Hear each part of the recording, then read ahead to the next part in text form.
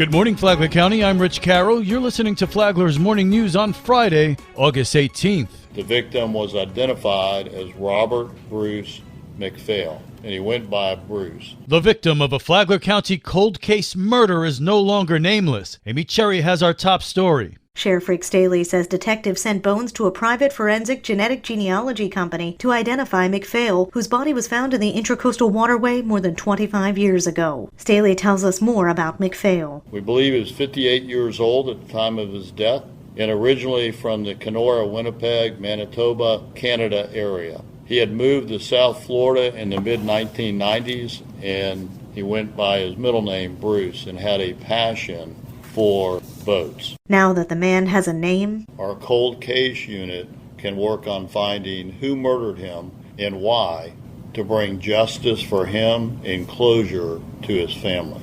I want to commend Detective Scalia for diligently working on this case, but there's more work to do. Staley says someone knows something. We know someone out there has more information. They knew him as a friend. Maybe they were friends with their killer or killers at the time, and relationships have changed. We need that information. We won't give up until the killer or killers are caught. And just because it was a 26-year-old cold case, we didn't forget about it. Anyone with information is asked to submit a tip via email to tips@flaglersheriff.com. Anonymous tipsters can reach out to Crime Stoppers of Northeast Florida, where they could be eligible for a reward of up to $9,500. This local news is a service of Flagler County's Toyota dealer, Beaver Toyota, US 1 St. Augustine, here to wow you. Parking in the swales, commercial vehicles, overgrown conditions, and accumulation. That's Barb Grossman, Palm Coast Code Enforcement Manager, talking about the most common code violations reported in the city. Grossman says reporting an alleged code violation is easy. Just visit palmcoast.gov/connect. They go ahead and they give their name, their address, and what the complaint is. Palm Coast Connect is then directed to our administrative staff, and our administrative staff, they enter it in as an action order, and then the next morning the officer will go out to the location and inspect the violation. Once a complaint is filed, you can track its progress. You can follow it from A to Z until it's finished. You would know once we went out there, if we issued a notice of violation, you'd see the time that we give them to correct the violation, and then they could go back in and they could check and see what the status is and whether it is in compliance, it's not in compliance, is it scheduled for code board, all of that information would be in there. From the WNZF Newsroom, I'm Amy Cherry.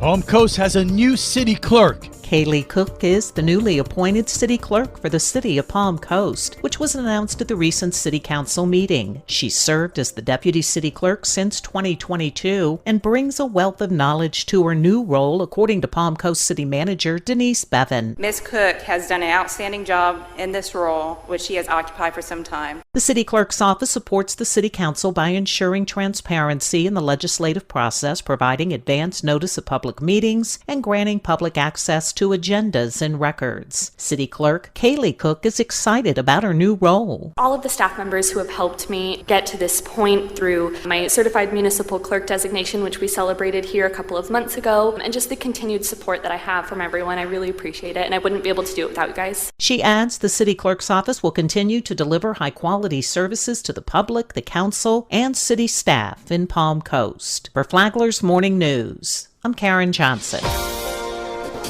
Saving Missing Animals Response Team is celebrating its first anniversary with a fundraiser. Caroline said on a recent episode of the Business Report here on WNZF that there's going to be a lot of fun. We already have 8 food trucks and 35 vendors set up. We will have a kid zone with donated bounce houses, a foam machine, therapy horses. Face painting. The Flagler Sheriff's Department will be set up. The fire department will be set up. It is also dog-friendly. The event is set for Saturday, September 23rd at Central Park in Town Center. You can find out more at their website, smartflagler.com. The Business Report is on WNZF Saturday mornings at 10 and on the Flagler radio app. From the WNZF Newsroom, I'm Deb Albertson.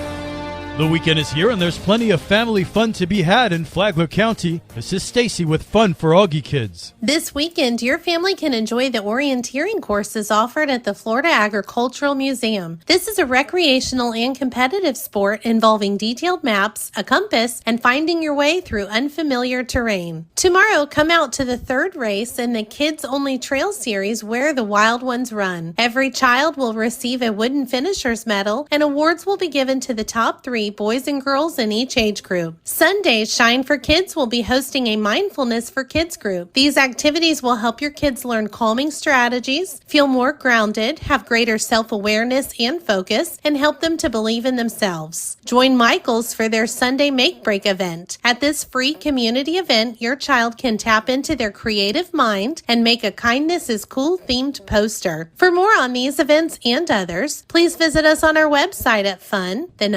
AugieKids.com. Have a great weekend. And now you're up to date on Flagler's Morning News. I'm Rich Carroll. And now, Mike Lee Show with your WNZF local sports update. It's finally game day in Football County. The Matanzas Pirates take the short trip to Daytona Stadium to take on the Mainland Buccaneers. The Bucs lost a heartbreaker in the state championship last year and have not missed the playoffs since 1993. Pirate coach Matt Forrest expects to learn a lot about his team tonight. Playing teams with pedigree like that lets us know where we are. It is a preseason game for us. We're going to see what our varsity kids look like against a team like that, and then we'll start to peel back. We have a heavy senior team, and we want to make sure those guys are healthy going into week 1. Kickoff is at 7 p.m. Flagler Palm Coast is at Atlantic Coast in Jacksonville tonight. That game is at 7 p.m. Follow me for updates on Twitter at Football County 1. Next Friday, Rich Carroll and I will make the trip to Live Oak for the Bulldogs opener against Swanee, so you don't have to. Coverage begins just before 7. Yesterday, FPC shortstop Cody Clymer announced his commitment to Hillsborough Community College. Cross country, FPC will host their opening meet a week from tomorrow. Coach David Halliday's boys team is coming off a trip to state. Preseason rankings were ranked 11th, but the boys and myself think that they can definitely be in the top 5. One of their goals is to go ahead and be 5-star champs again, and then set their sights on the district title, and then qualifying for the state meet. The girls are defending 5-star champs, and the last 2 years just barely missed making the state meets, and they've got a good little group of girls up front led by Cassidy DeYoung, and they definitely have a shot to get to the state meet and be in the top 10. Matanzas Volleyball had their preseason classic last night, defeating St. Joseph's Academy 2-0 and Buchholz 3-0. The Pirates started slow, but Coach Dawn Moses saw the fight in her team. I was really happy with our progress because we started out down, but they just went with it and worked really hard to get themselves back in it. They opened the regular season Tuesday with a rematch against St. Joe. WNZF is your home for local sports, with updates Mondays and Fridays. From the Sports Desk, I'm Mike Licio.